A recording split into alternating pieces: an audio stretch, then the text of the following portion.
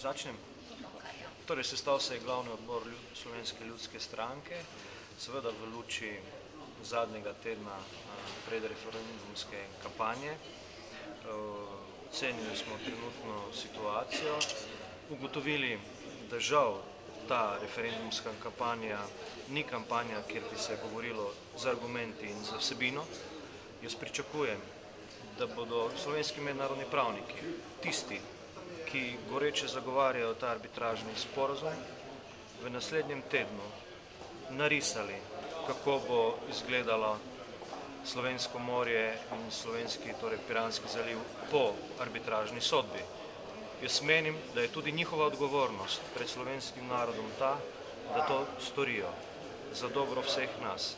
Sicer pa smo na tem glavnem odboru ocenjevali tudi stališče Republike Italije, ki je zelo jasno Sloveniji dalo na znanje, da ne misli več spraševati Republike Slovenije o tem, ali so plinski terminali pravšnji za Piranski zaliv oziroma za Kvarnerski zaliv oziroma na italijanski strani ali pa ne.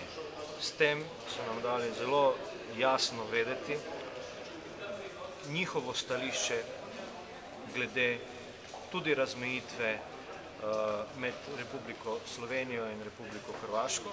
Namreč to nam je tudi lahko signal, da se italijanska stran zelo dobro zaveda, kakšen bo rezultat te arbitraže in da Slovenija v prihodnje ne bo več pomorska država in da se z nami pravzaprav nimajo več kaj za pogovarjati. Se potem takem ne strinjate s predsednikom SDS-a Janezom Janšo, da je arbitražni sporazum v bistvu ničen? Arbitražni sporazum je v tem trenutku na mizi. 6. junija bomo šli na referendum in jaz upam, da ga bomo vsi skupaj zavrnili, zato ker je to dobro za slovenski narod. S tem si bomo kupili čas, da vendarle slovenska politika najde konsens nad tem vprašanjem in da bomo v prihodnosti konsenzualno skupaj z istimi stališči nastopali in poskušali zgraditi eno zaupanje, tudi na dobrososedskimi odnosi, ki jih v tem trenutku jaz trdim ni, in da na ta način zagotovimo Sloveniji teritorijalni dostop do mednarodnih voda. Kaj pa recimo, ne vem, se vam zdi optimalna rešitev tukaj glede tega sporazuma oziroma Poglejte, to ni optimalne rešitve. Alternativo, katero alternativo? Poglejte, rešitev je to, kar je zapisalo Ustavno sodišče v svojem mnenju o arbitražnem sporazumu. Ustavno sodišče je zapisalo, da je Republika Slovenija na 25.6.91 imela dostop do mednarodnih voda. Vse ostalo, kakršnakoli drugačna rešitev, je za Slovenijo nesprejemljiva. Torej, potrebno je storiti vse, da to zagotovimo.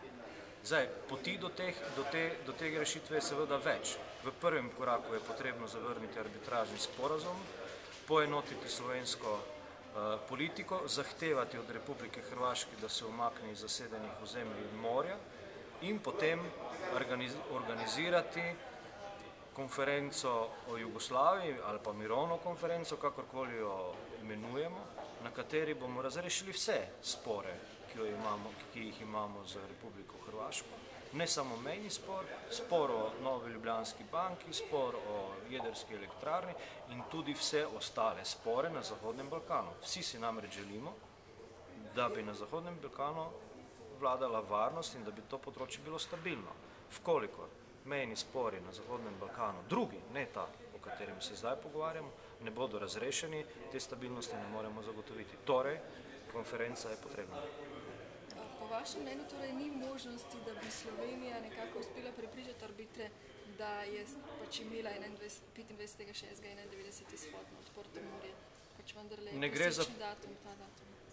Torej, tako Slovenci kot Hrvati bomo prepričevali arbitre. Arbitri se bodo pa morali držati okvira, ki je zapisan v arbitražnem sporazumu.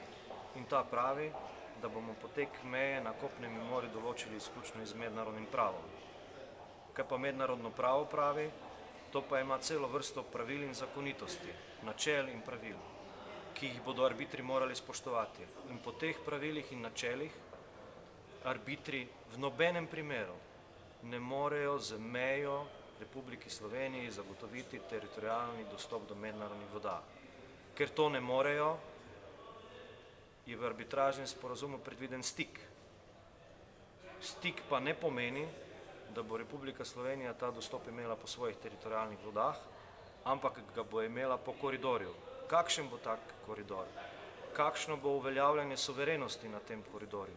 Pa je seveda drugo vprašanje. Tu je več možnosti in več alternativ. Tudi vam. Hvala lepa. Srečno.